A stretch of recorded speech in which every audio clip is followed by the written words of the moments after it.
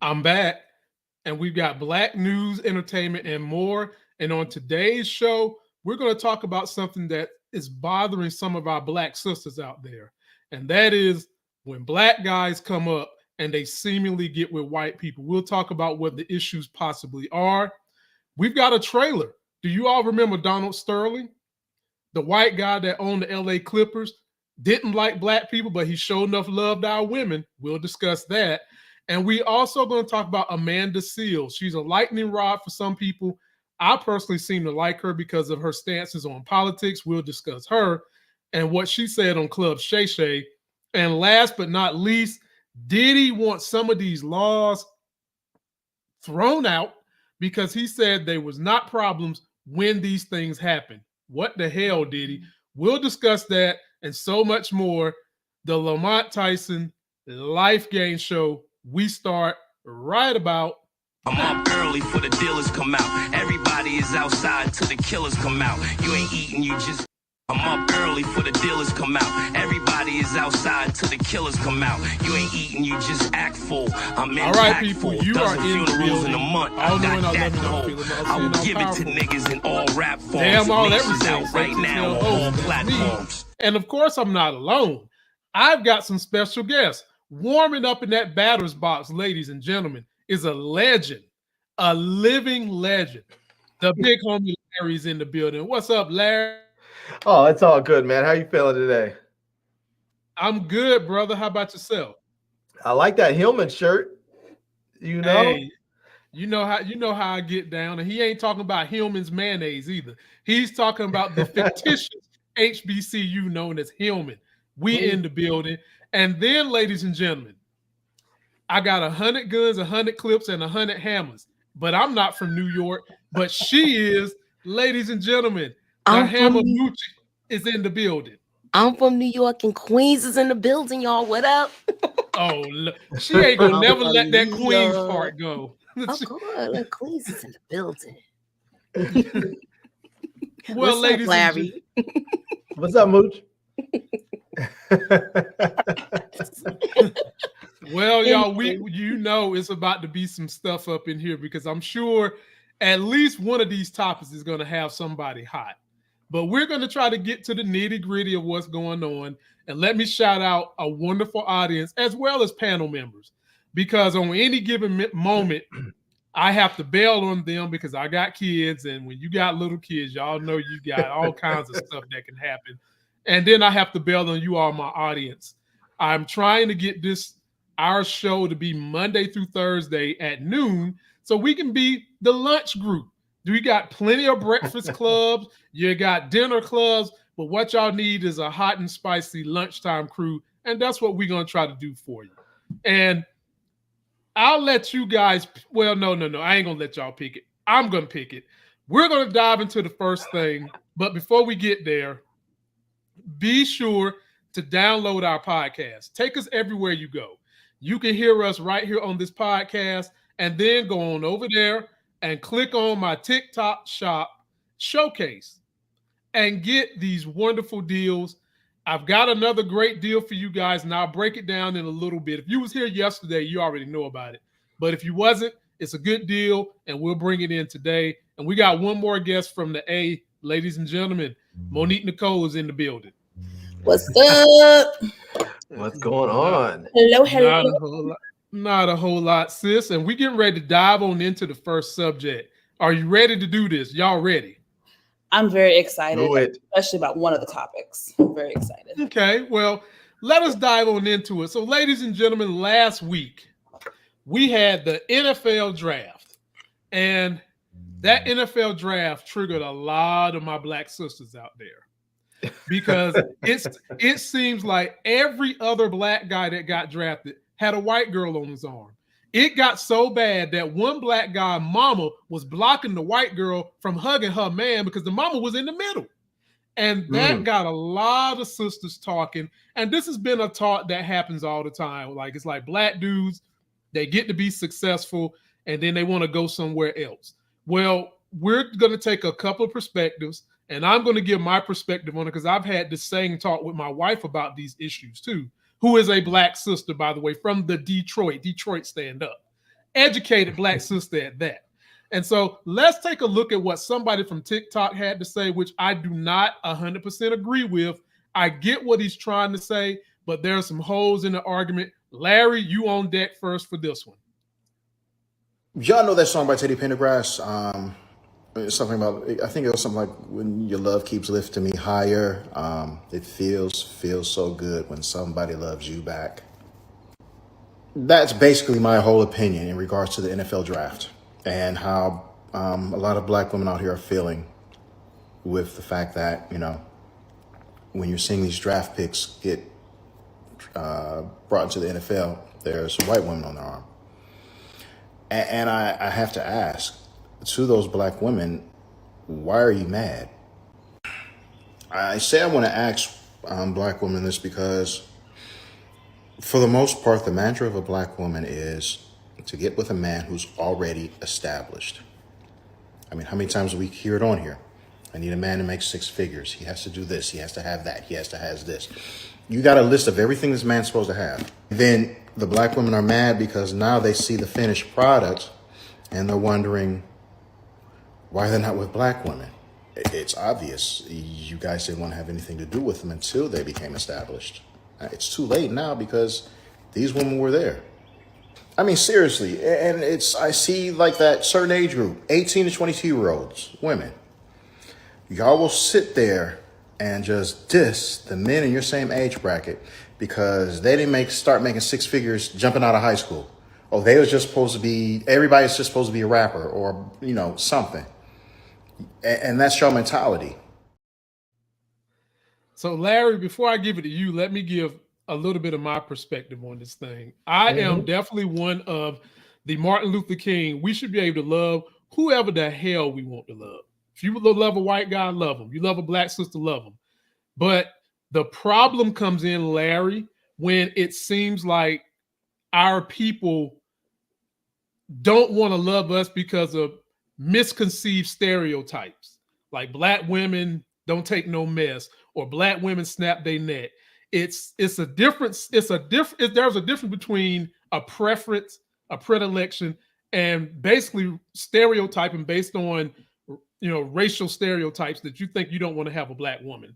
And to give a little bit of anecdote to this story, as someone who was an athlete in college at 2 schools, one HBCU, one predominantly whatever you call the other one. In like the training facilities in the white school I went at, Wake Forest, you know who was the athletic people helping train and tape up the athletes? It was white girls. They was in your proximity. When you go to HBCUs, it ain't white girls. It's a lot of sisters doing that same job. And so to that point, Larry, I'll give you the ball with this. We cannot say on any subject it's all in any subject. Dude, we just heard talking. He made it seem like all sisters are mad about this. He made it seem like all black dudes get with white women. And I'm here to tell you, I'm a chocolate, good-looking man with a beard, and I married my Nubian queen from Detroit. And that was me. Floor is yours, Larry. Well, I'll say this. First of all, it's never all or, you know, often when we have these conversations, it becomes like an all or nothing thing. It becomes, oh, why do all black men do this? Why do all black women do that? You have to throw the alls out. It's not, it's neither group is a monolith. I mean, right. I'm married to a black woman. You are as well. But here's the thing.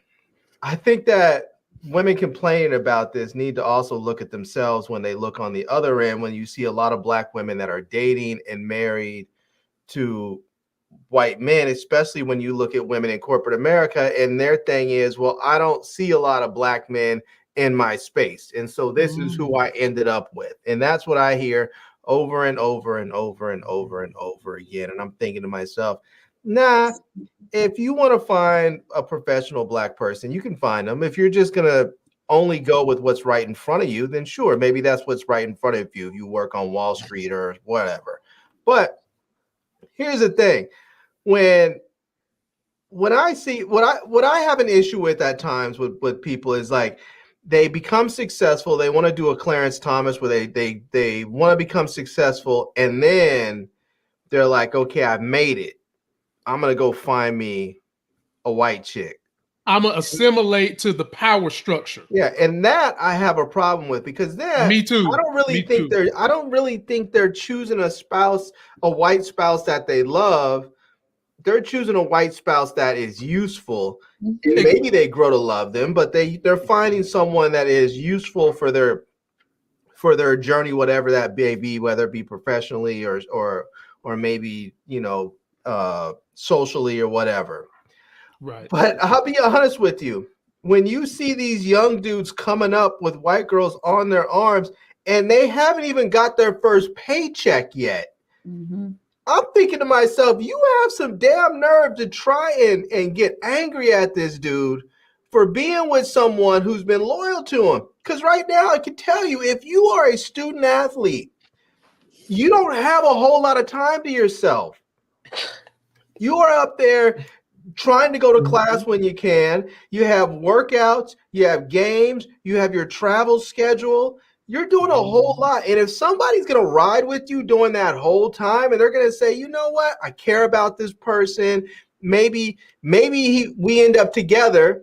Maybe he blows out his damn knee next month. Who knows? But if they're riding with this person and they end up on their arm at the end of the day when he gets his contract, that's what it is. I mean, there's nothing stopping these sisters from saying, hey, that's what I want to do. I don't want to worry about what he has now or what he doesn't have. I mean, life hasn't always been, but in large part, life has always been one partner investing in the other.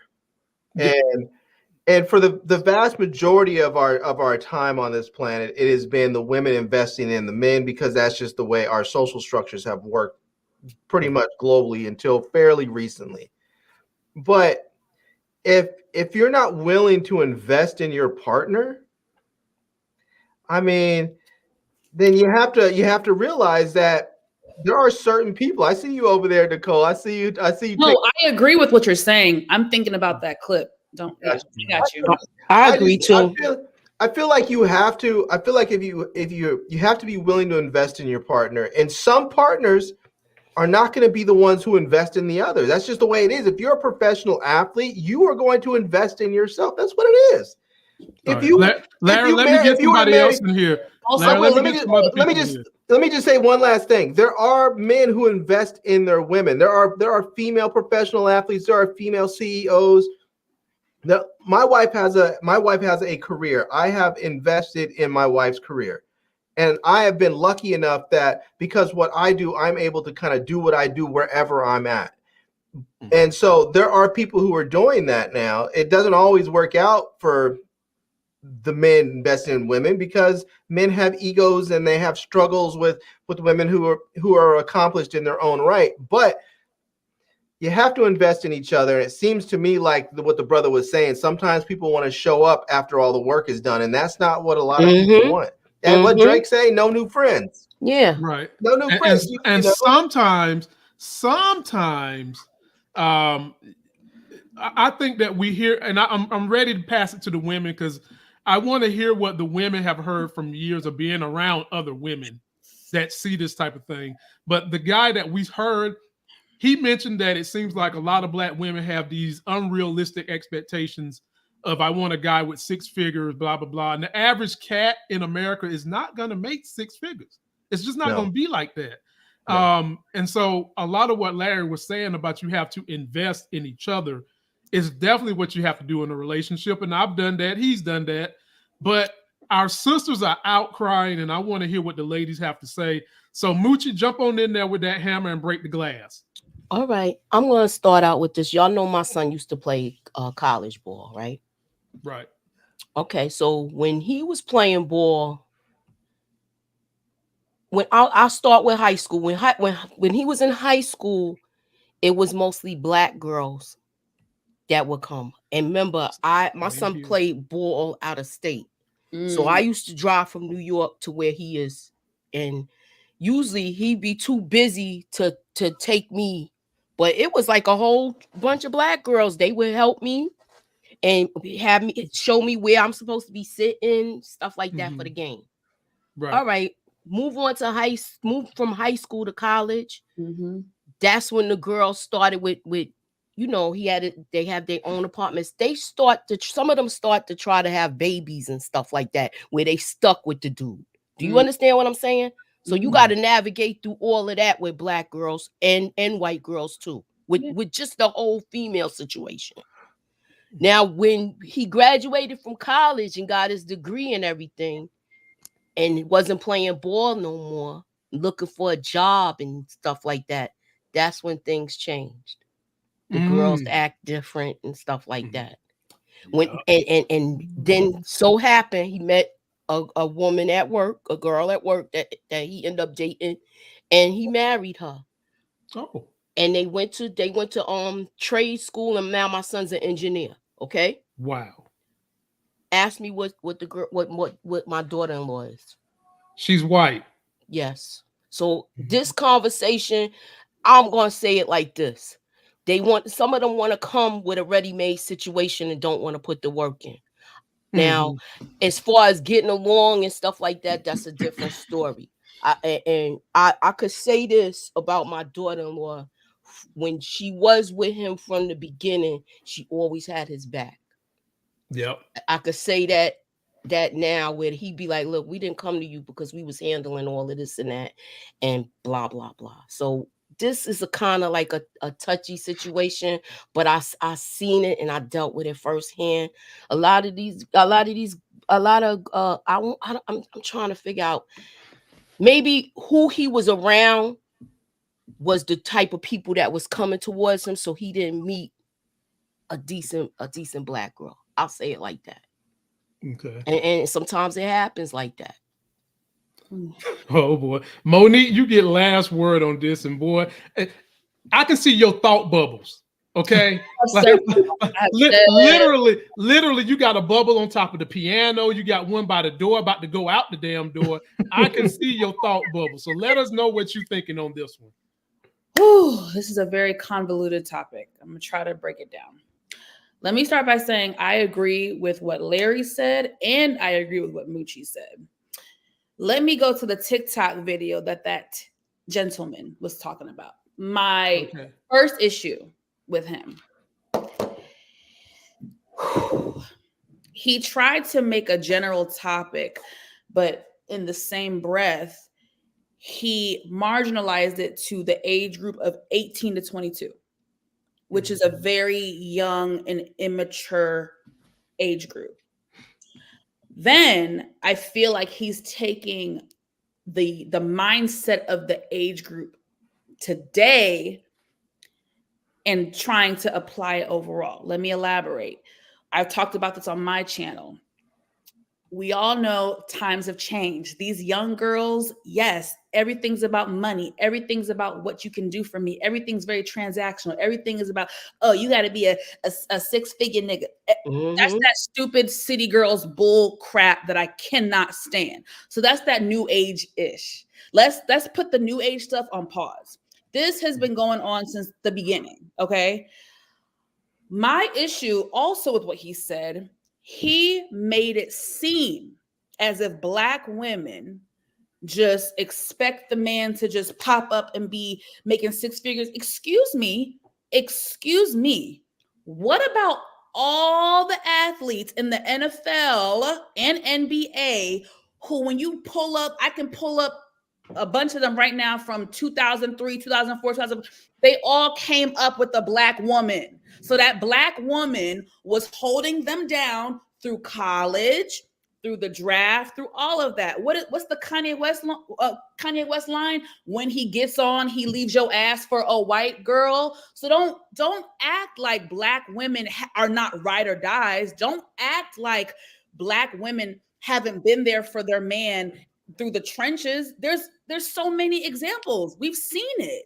But what happens is the men end up leaving them for a white woman. And we're not going to pretend that doesn't happen. There are so many Black women who were with the athletes during the trenches, during the beginning, during the grind, before the money started coming in. And come on now. Come on, let's be fair.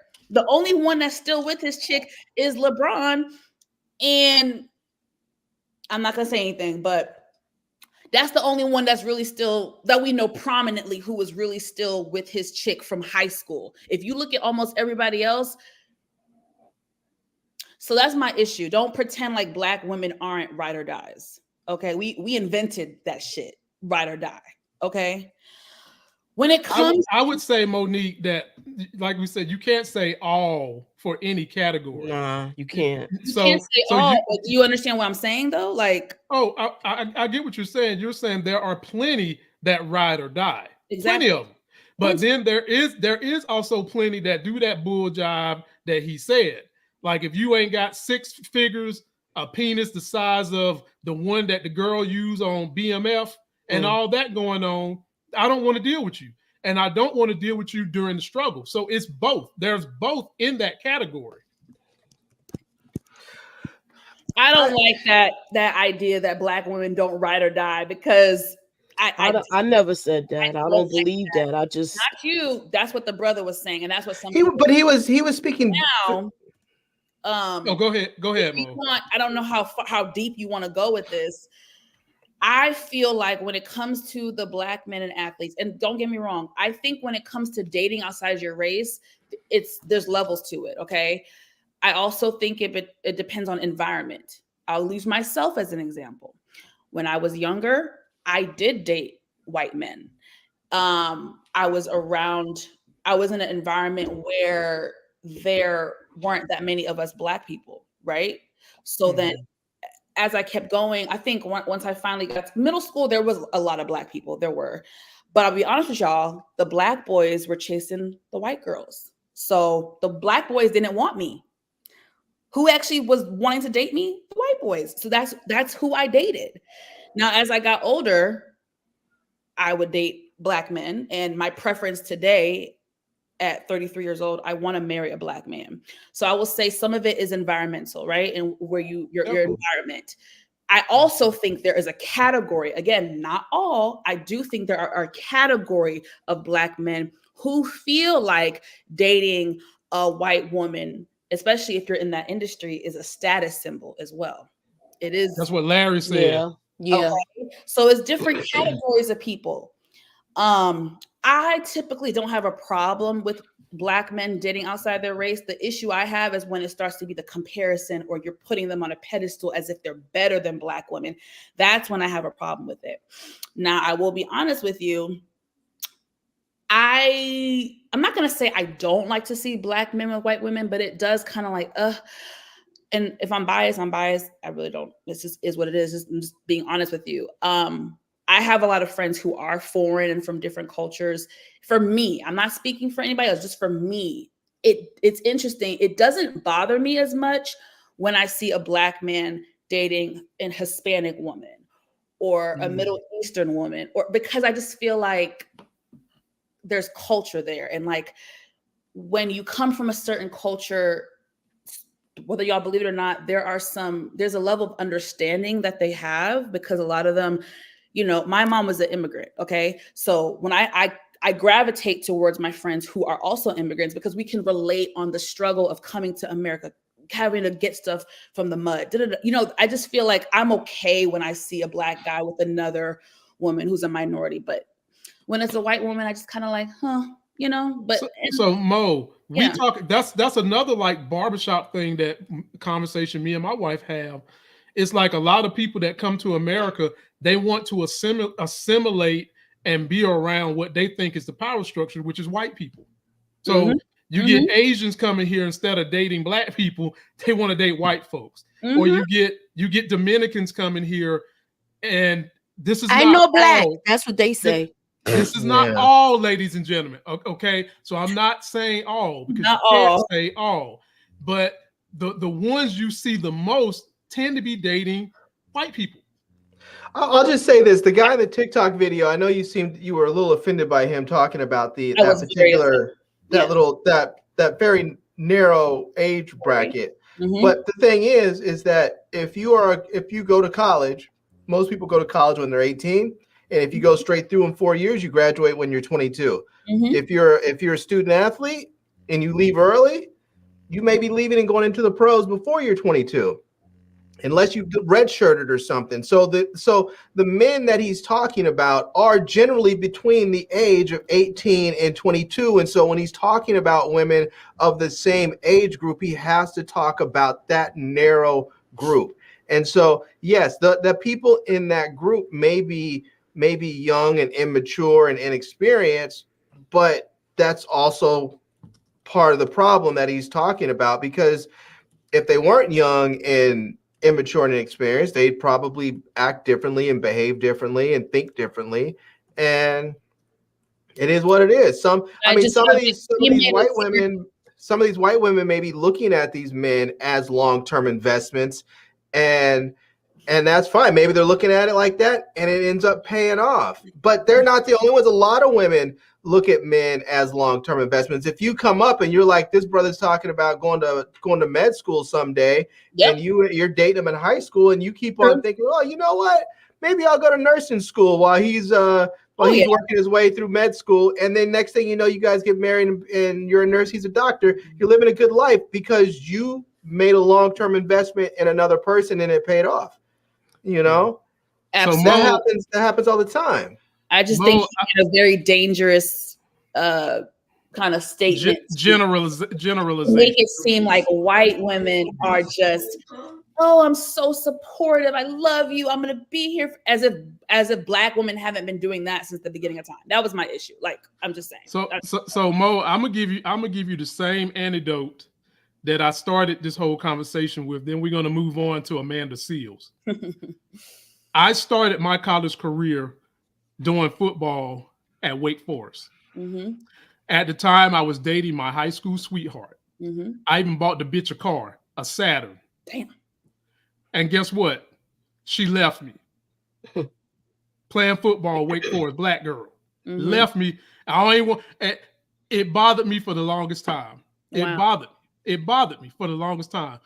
And even going through that trauma, I'm someone who would date anybody. I've dated white girls before, but my predilection was who was going to do right by me, and who's done right by me. And every day I'm thankful I made that decision has been Crystal.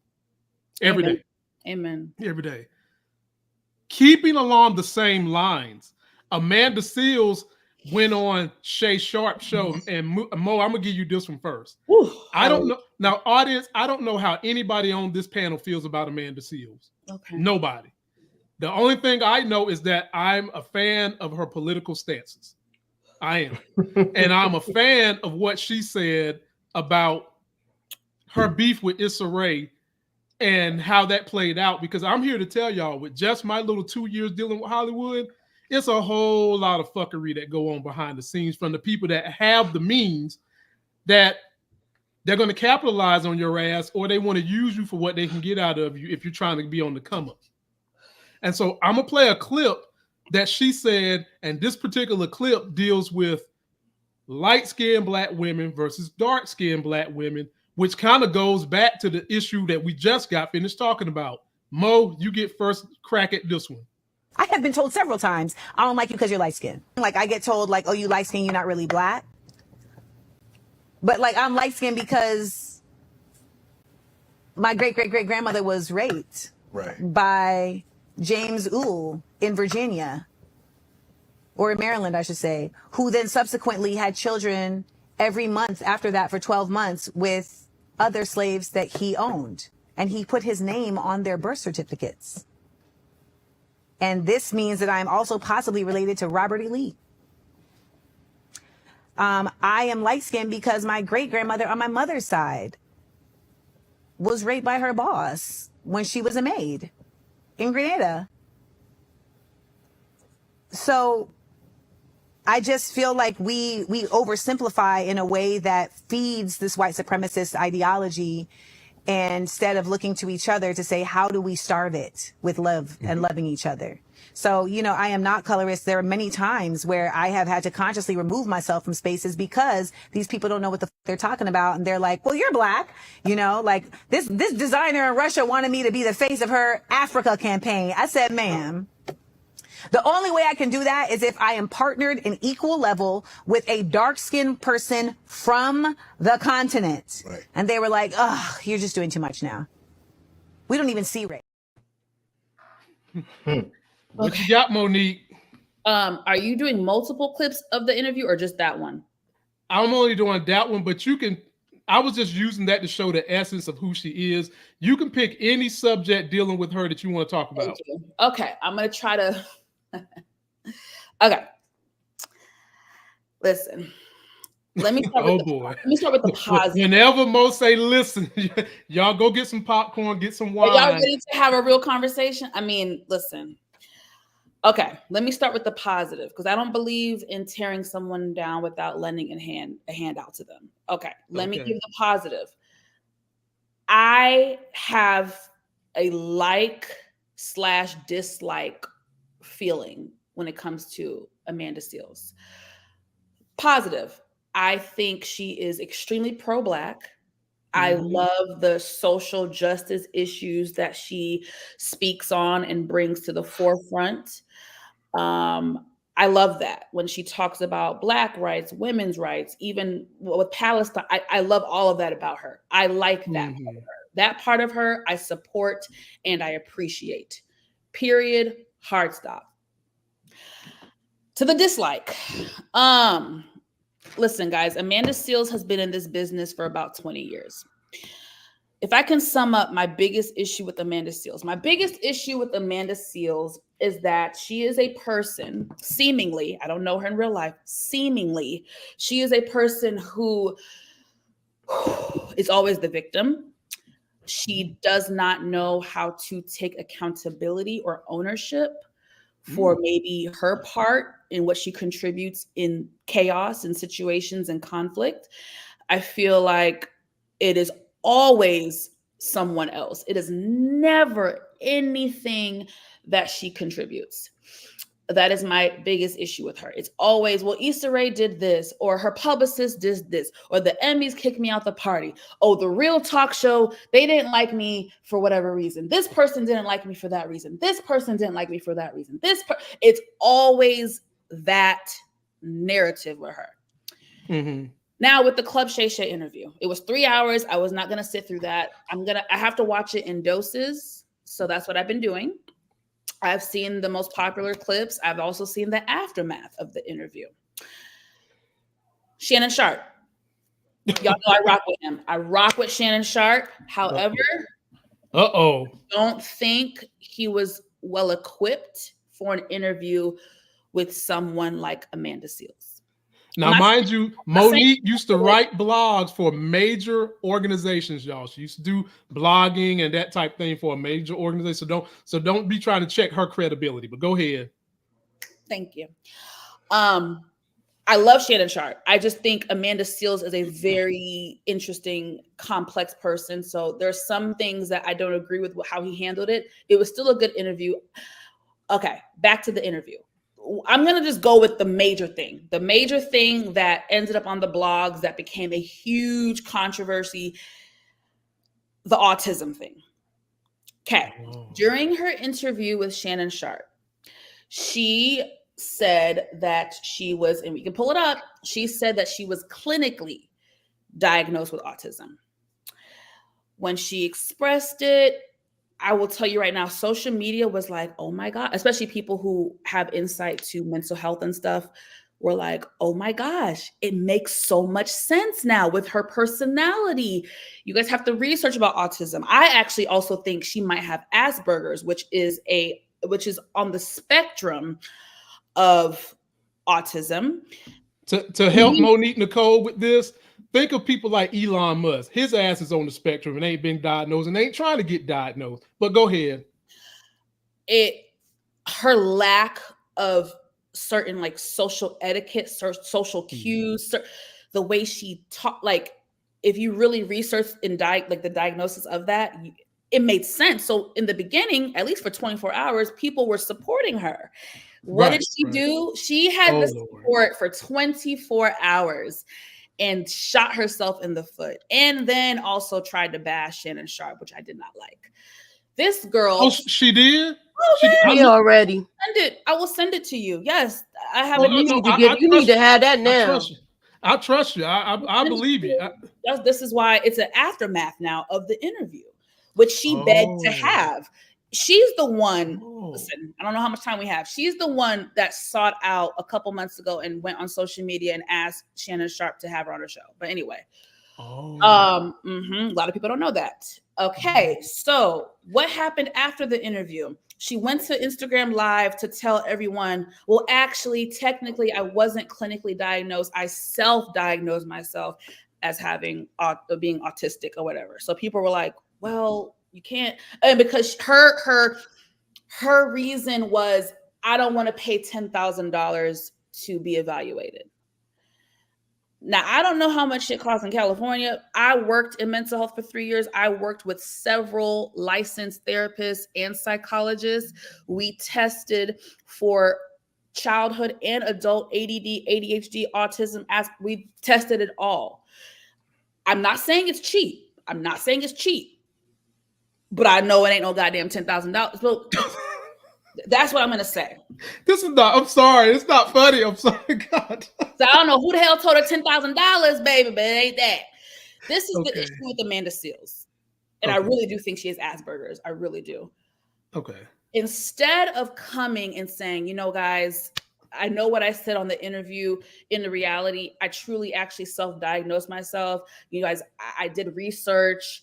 I've spent hours researching this. And I feel like the characteristics that I have align with someone who is autistic. Maybe one day I will get clinically diagnosed, but right now I really feel in my spirit that I am someone who suffers from autism. That would have been appropriate. I would have accepted that. What she did was what she always does is she becomes combative with people, with social media, and with other people in the business. She had no right to then, she basically blamed it on Shannon Sharpe and their production and saying that, oh, they cut out the part when I said that I self-diagnosed myself. And she said some unflattering remark about Shannon Sharpe. I have to look at the screenshot that I have. It's just, this is why people don't like you, because it's like you go on this brother's platform. You guys have a pretty decent interview. There were a couple moments where there was a little headway, but it was a decent interview. It brought publicity to you. And you had a couple breakthrough moments, and you go and you shit on it. And then you try to shit on this man's.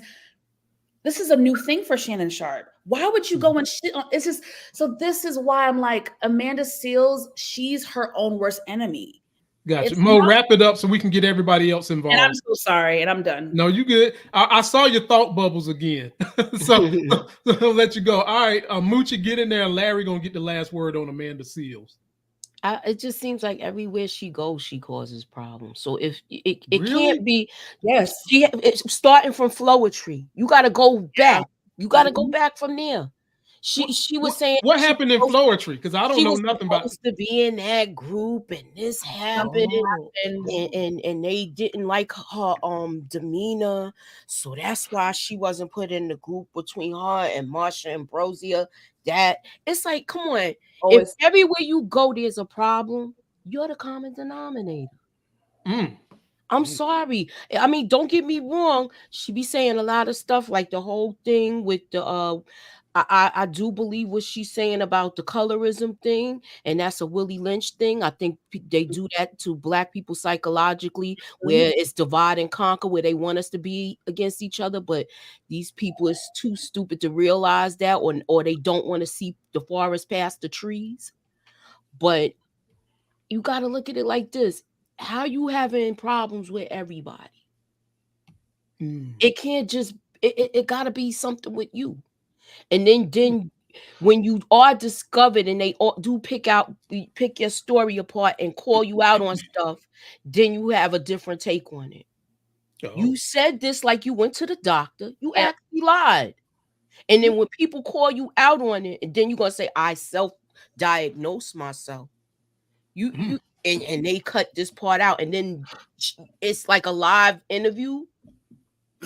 I think usually those things is live. They do with Shannon. I don't know. That's not live. They tape it, but okay, Yeah, they tape it. So they probably might have edited things out like that. I think probably since Cat, he probably been careful. So right. I don't. I like some things she say, but I do think she is problematic. Okay, Larry, you get last word on it, my brother. Try to button it up because we got 2 more things to cover. Sure. Well, I'll just say this. One thing you're right, Moochie, is that one could say that if it's always involving you, then one can look at it as like you're part of the problem. But that's true regardless, because any problem you have is always going to involve you because you're there with the problem. And so, yes, you're going to be a part of every problem that you're in. So, but that doesn't necessarily mean that you're wrong. You know, one thing that I have known about in Hollywood, I mean, I grew up in California. I've worked for, I worked for years for magazines and for record labels, and I saw a lot of the inside stuff that happens. And one thing that is the case is everybody likes to try and be quiet. Everybody likes to keep stuff hush hush and not talk about stuff. And Monique, I don't want to call you out, but even as you said, when we were talking about the editing part, where she was complaining that they edited something out, and you were saying, well, this is a new thing for Shannon Sharpe. It almost seemed like you were expecting her to be quiet to protect Shannon Sharpe and his new platform. That's not her job. Her job is to be honest. And I think one of those things, there's certain people in Hollywood that have started to talk about some of the stuff that goes on behind the scenes that everybody wants to keep hush hush. And those people, it's easy when there's not a lot of people doing this, and 1 or 2 people are constantly saying this is happening, that's happening. Oh, you guys want to know why I didn't make this? Because this, and this. And then people say, oh, they're always blaming other people, when really what they're doing is giving you a peek behind the curtain. And so if everybody did this, it wouldn't seem so unusual what she's saying or how she's saying it or what she's doing. It's just that she's one of a few people who are sort of giving people a peek behind the curtain. Now, that's not to say that she's not taking responsibility for some things that she should, but it also feels like she's just saying, hey, you know what? I'm going to go ahead and just talk about I'm going to say what people often left unsaid. And I know that as somebody who does edit, I have edited things for other people professionally. Sometimes you do cut stuff out that would be very, very relevant, and that's just how it goes, And most of the time, people just don't say anything. They just let it go, and they get a little upset and say that's wrong. They did me dirty, and they let it go.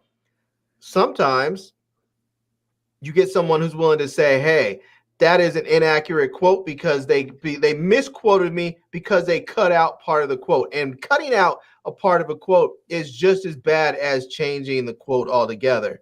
So I agree with a lot of what you're saying, Larry, but this is my thing. And please understand, y'all, I opened it up with positivity. I don't hate the girl. I'm not suggesting that. Yeah. I'm not saying, this is for the audience, and I'm not saying that there's no validity to her feelings or the experiences that she's been through, because we all know there's always three sides to a story. I'm not saying there's no validity on her part. I'm just saying, when I watched interview clips and some of the examples that she gave were very, very skewed, very one-sided, very narrow-minded. And she's not a person. She's just not a person that is going to think to herself, okay, well, maybe it was the way I said it, or maybe I did come off this way, or maybe it's just, she's always so combative, and she lacks accountability, and she's the type of person who wants people to give her grace, but she doesn't give other people grace. She said that she was fired from a job. I think this was serious, or maybe it was a different job, long time ago. And there was an email exchange between them, and they were asking her questions. And she said that she was giving 1-word answers because they were asking her one-word questions. So she was literally saying yes, no, maybe, blah. And they then responded to her and said, you know what, we're just going to actually move forward with somebody else. It doesn't really seem like you're engaged or really interested in the position. And she told Shannon Sharp, well, I guess they just wanted me to tap dance and be the happy Negro. And it's like, that wasn't that. Like, they wanted professionalism. We are all grown ass people who've had jobs, okay? You know, just professionalism, common courtesy, especially when you're about to get a gig, you're going to follow up with, yes, thank you so much. That sounds amazing. I would love to do this. That's called tap dancing. That's not tap dancing. That is common courtesy. That's common courtesy. If Lamont texted me next week and said, Monique, there's a potential opportunity in Atlanta, I think you'll be great for it, I'm not going to be like, yes. I'm going to say, thank you, Lamont. I appreciate it. Thank you, Lamont. This sounds exciting. Right. But some people might simply say, cool, send me the details. Like if Lamont sent that to me, I would probably say, cool, send me the details. And that would be it. Because there are a lot of people out there who are very, very busy and they value their time and energy. They don't want to read a 2-paragraph email in response to something that could have been 1 or 2 words or a sentence. And there's so a often certain level of professionalism when you're conducting. Listen, I'm not going to go back and forth, but I have enough examples with her personality. I have friends who are literally doctors. I have friends who are speech language pathologists. I have friends that do this for a living. In my research, this is why she gained sympathy. It explains her personality. I truly do think she's on the spectrum, and I do think she has either autism or Asperger's. The reason it was upsetting was because for a moment, she gave a glimpse of vulnerability, and she did have a moment of, you know what, this might be why I have issues with people. And it was finally, we got that from her. Why do we feel like we owe, like we're owed her vulnerability? Why do we feel as audience members, as fans or not fans, why do we feel that we are owed her vulnerability? She doesn't owe us that. She's an entertainer. Anything that she gives us off the stage, off the camera, that's just extra.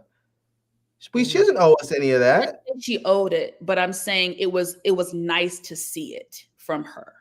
And people pin it right there, Mo. Pin it right there so we can get on through it. Okay. Y'all let us know how you feel. We'll come back to that later.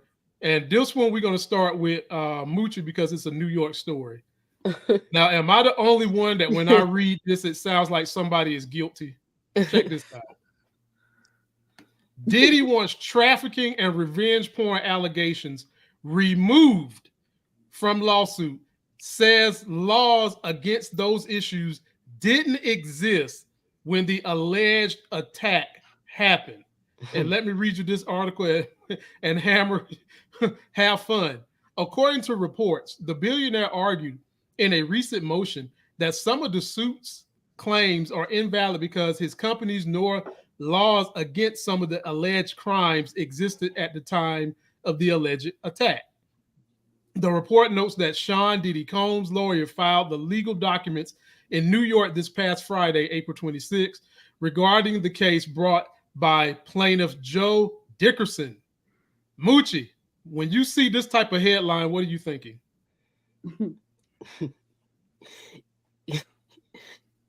Look, I know, look, he want to be like, look, it wasn't a problem back then because they probably got compensated for all of the stuff that they did. You understand? If he look, don't get me wrong, I'm not taking sides. I'm just trying to explain a point. If he already paying Young Miami, I think he was giving her for these freak off sessions a couple of $100,000. What makes you think he wasn't giving people money back then? Okay. And they just want some more. Times is hard right now. I'm not saying he's right, but I'm just saying, like, I mean, he got a point there. Like, you could bring this up. That's his, you know, I'm just looking at it in the legal aspect. I know, Moochie, you looking at it like, damn, they let Harvey Weinstein out of jail on technicalities. They let Bill Cosby out of jail on technicalities. Let us go to the person who is like actually. I said, all of this is a distraction, y'all. Okay, they playing the shell game with us, and we keep looking over here while they doing something else. Let us go still in jail though. Yeah, yeah. Let us go to the person. Well, yeah, I know he's still in jail. They just lifted a little bit. We're gonna lift a little bit of the crime off you, but you still stuck here. Larry, jump in there. You've got legal eagles in your family. How do you see this? I mean, he's right in one respect that if these were not laws on the books at the time that these things happened, he should not be charged with them. Now, the whole revenge porn thing might be a little bit different, because if he posted some revenge porn and there wasn't any laws about revenge porn at the time, but he left it up, he allowed it to stay posted, then he could still be liable for it. He could still have criminal consequences for it, or civil. But I mean, you can't pass a law and charge with somebody with something that wasn't illegal at the time, you know, that it happened. I mean, I forgot what the phrase, I think it's ex post factos or something like that, that says you can't do that. So, yeah. But I mean, that doesn't necessarily mean the dude's not dirty.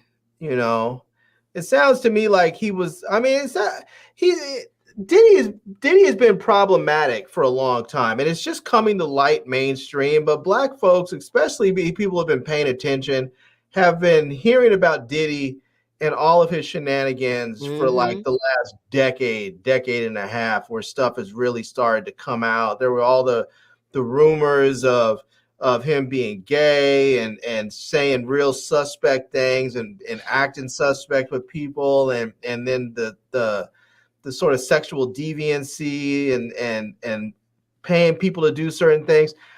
I think, you know, and I'm not going to try and analyze the brother mentally, but it sounds to me like, you know, he has some real mental issues where he's become very wealthy and very powerful. And he, you know, I think he wanted this whole acceptance by white people thing, because he used to always end up going out to, you know, I think it was to the Hamptons or Martha's Vineyard or whatever, and he would have these white parties, and he was always trying to be in the company of wealthy white folks. And I don't mean wealthy in the sense like other singers and actors. I mean like real money people from money families. Yeah, and their inheritors, you know, people with the Rockefellers and the DuPonts. He wanted to be around real money. And I think he got accepted to some level. And then he had everything else he wanted. And I think he just got to a point where it was like he wanted to just sort of kind of buy and collect people, because he didn't have anything else interesting to do. He made lots of money in music. You know, he realized he could pretty much have whatever woman he wanted for the most part.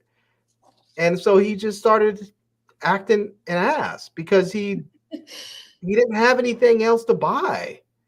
You know, I think that happens with people. Mo, jump in there. And I want to add this point to what Larry said. Okay. Some of them behaviors P. Diddy picked up from the billionaires was the shit they was doing too and been doing for years. Exactly. Yeah. And they penalizing him for this. Meanwhile, they letting the white boy skate. And it is what it is. He learned this nasty behavior from them. And he brought it to the hip hop culture, which messed everything up.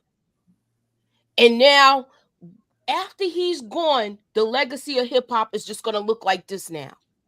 Where even if you want to, to me, they just messed up the whole industry with this, and I believe that was the other people's plan all along.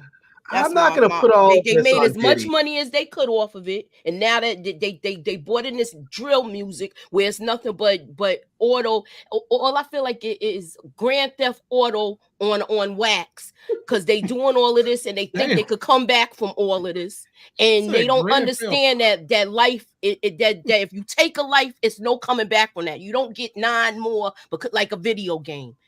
Some of these kids do not understand that concept. They don't understand the concept of consequences. and a lot of this music glorified that, and most of the time, I remember when I was listening to music, sometimes you don't even be listening to what they saying. You just, if the beat is good, you just listening to that. And then years later, you be like, damn, they were saying all of that. You understand? I found myself saying that here recently to a lot of songs I was listening to when I was like 12 or 13. Yeah. And I was like, I was singing that at 12 and 13. What the hell? TLC, Red Light Special? Damn. Exactly. Right. And that's why I'm not going to put all that on Diddy, because when you go back and you listen to some of the music before his time, there was a lot of ill stuff being said that people had lived through. Mm-hmm. Yep. So Mo, I mean, they got rid of Public Enemy and all of the good. They got rid of Public Enemy.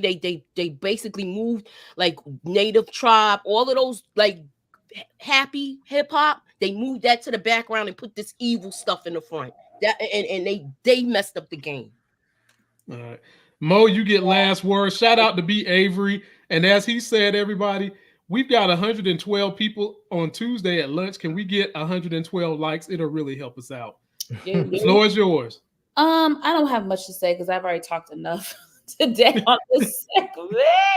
I mean, I pretty much agree with what Larry said. I agree with, things that Moochie said. I'm already exhausted about the Diddy situation. I already am. I am. It's a lot for me.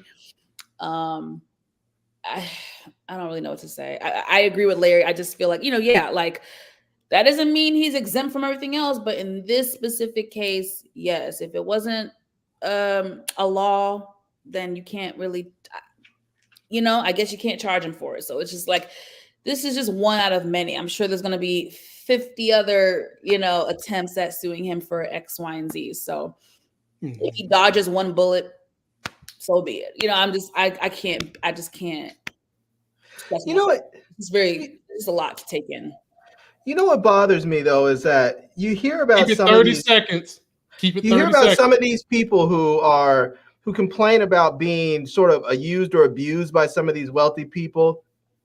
And they took the money. They decided to do the deed and took the money, whether it was a sex party or something else. And then their careers advanced, but they're upset that later on people are finding out about it.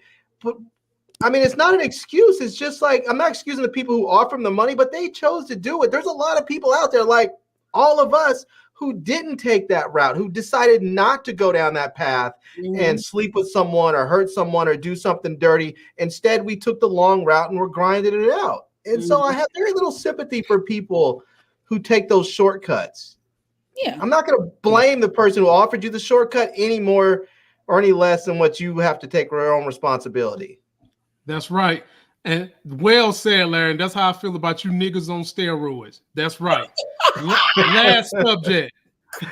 Lamont, shut up! I mean, bodybuilder Lamont has his feelings about steroids. Hey, man, it is what it is, man. Like, damn. I mean, niggas take gear and they take Winstrol and all, and they go from shit to fit in 3 months. It don't really work like that if you're a natural. They go from what? Shit to fit. I hope you have that same energy when people's favorites is about to be exposed with that scandal too. With steroids? Yeah. Oh shoot. I'm not. I'd rather come with my receipts before I start talking. Moochie, I don't think they're gonna ever expose that. I don't. Okay, so you know what I'm talking about. I know exactly what that's never gonna get exposed. Who are you guys talking about?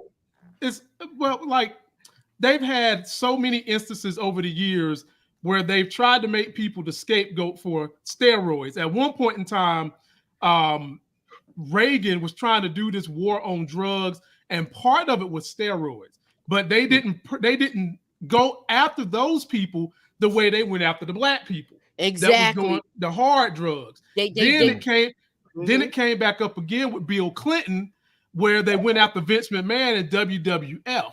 But the two people that control the bodybuilding circuits for the dudes that take steroids, they is literally untouchable. Yep. I mean, just about untouchable. But another story for another day. Let me hit y'all with the last thing we got to cover today. Okay. And that is, not too long ago, we had an NBA owner, Donald Sterling, who got punished by having to sell his team for like $3, $4, $5 billion because he actually let some racist things out of his mouth. All the while he was getting pleasured by a mixed woman who had some black in her. And so now FX, who does these beautiful stories, like they did the OJ story, they did the not Andrew Cunanan, Versace story. They be doing these great they be doing these great miniseries. And so now they've got one here for a clip. I'm gonna show you the trailer. It stars Lawrence Fishburne is gonna be playing Doc Rivers, the head coach at the time. Take a look. Let's hear it for the fabulous Clippers and our new coach, Doc Rivers. The Clippers have never won a championship, ever. We are going to win this year, and it will change your life. Look at you. Is that Havarti? Are you trading DeAndre Jordan? Excuse me? This is my assistant, V. I'm Mr. Sterling's right-hand arm. How can we have a Ferrari? Oh, hi, Mrs. Sterling. I love my calendar, girl. It's the rise of the takers. I hired somebody to follow the money. She's suing me. I need to show them that I have the power. Are you stupid or something? Don't bring black people to my games. Having fun? I know we are. What's your wingspan? Everybody out. We have to protect the players. The season ticket holders are used to a certain amount of access. I'm used to a certain amount of people acting freaking normal. Tape recording of you and V? It's out. Tell me what's on the tape. Certain statements about... What in the world? That can't be true. You think I'm a racist? No. Dude is literally saying that I'm a piece of property. I'm your owner. You're not my owner. Every second counts. Players love me. We literally hate you. My kids gonna ask me why I'm playing for a man who's saying all those disgusting things behind my back. Our whole world is burning down. Or what? I'm lining myself up to run the Clippers organization.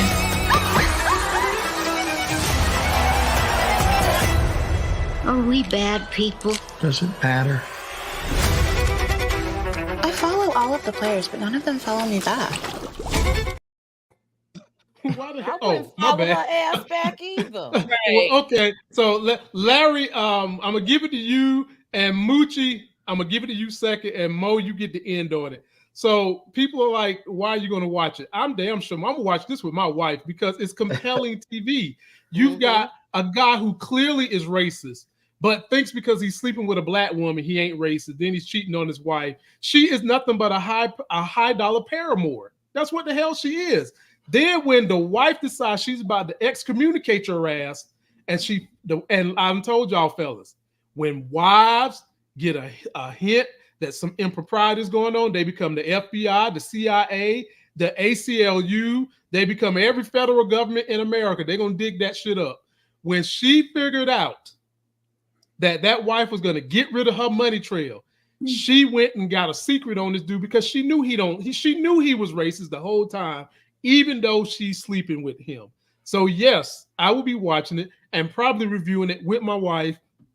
FX does a damn good job on these kind of stories, and it comes out June 4th. Larry, you first. Will you be watching Donald Sterling? They even had our boy Little Murder up in there. He gonna be in there playing Chris Paul. And the guy from Insecure, the one that with Keke Palmer's baby father brother. Yeah. Okay.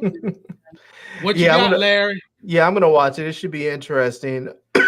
I'll probably watch it, and I'll probably watch it and discuss it with my brother a bit and see what he thinks. My brother used to work for the Clippers in the front office, so we gonna get some juicy stuff. Yeah, we might have to link up. Yeah, I'd like to see what he has to say about it. Let me do an interview. Yeah, we're gonna have to link up for that, y'all. Moochie, are you gonna watch it, Moochie? I'm definitely watching it. I'm definitely reviewing it when it starts. Yeah. June the 4th. All right, June the 4th. I got a lot of stuff on my plate for the summer, y'all. We're gonna be doing Power Book 2. Yep. Yeah. We're gonna be doing Mayor Kingstown, and this one is on the list. And then our other stuff that we got going on. So yeah, and don't forget the Shy. That I know I'm doing those 4. I don't know if it's gonna be an all out where I got screenshots and the whole thing. It might just be me giving you my thoughts and that's that and moving on. But I will be talking about it. Cool. And Monique Nicole, what you got? Look at this dude, boy.